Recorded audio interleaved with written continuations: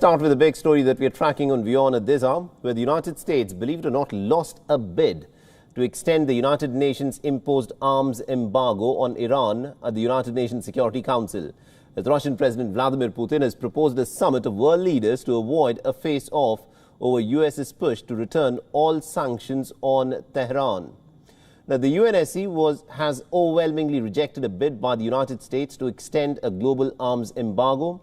On the voting day, Washington garnered the support of only one country, and that is the Dominican Republic, when it needed a minimum of 9 votes to indefinitely extend the arms embargo. Now, out of the 15-member UN body, 11 of them, including France, United Kingdom and Germany, abstained from voting. Now, 2 countries, Russia and China, vehemently opposed the US bid to extend the 13-year ban on the West Asian power.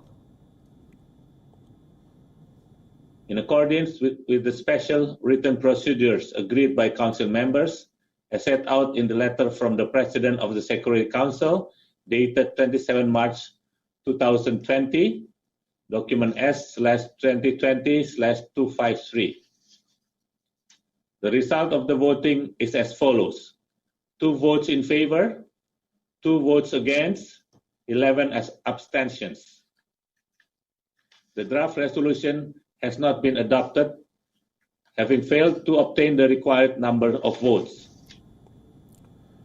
Now, according to the 2015 Iranian nuclear deal between Iran and the United States and another 5 countries, the ban is due to expire in the month of October this year.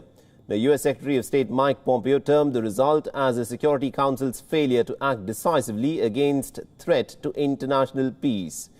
He also hinted at how Washington could now follow through on a threat to trigger a return of all United Nations sanctions on Iran, using a provision known as snapback in the nuclear deal, although the Americans have walked out of this deal.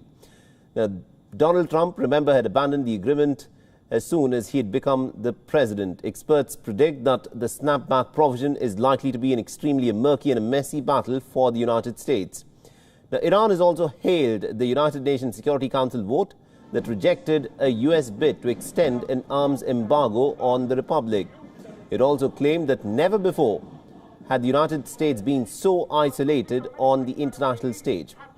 The President Hassan Rouhani said that the United States had actually failed to kill off what he called the half-alive 2015 nuclear deal, and that had given Iran relief from sanctions in exchange for the curbs that it had on its nuclear program. این روز مباهله امسال 24 ذی‌حجه در تاریخ ایران ما در مبارزه با استکبار جهانی یک روز ماندگاری شد و شما از این بر قدرت برجام رو ببین. این برجامی که این همه ضربه خورده در طول این 3 سال با جنایات آمریکا و صهیونیست‌ها، همین برجام روبروی آمریکا ایستاد، همین برجام نیمه جان روبروی آمریکا ایستاد و آمریکا رو شکست داد.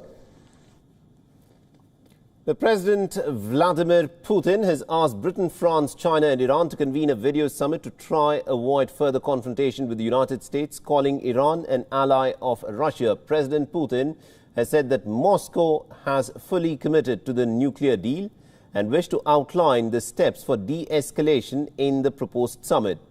Now, France has also expressed its willingness to take part in the proposed summit to try and limit the increasing risk of escalation. Meanwhile, U.S. President Donald Trump has said that he wants to renegotiate the deal with Iran to prevent it from developing nuclear weapons. C'est à ce titre que j'ai l'honneur de vous poser cette toute première question de cette toute première grande conférence de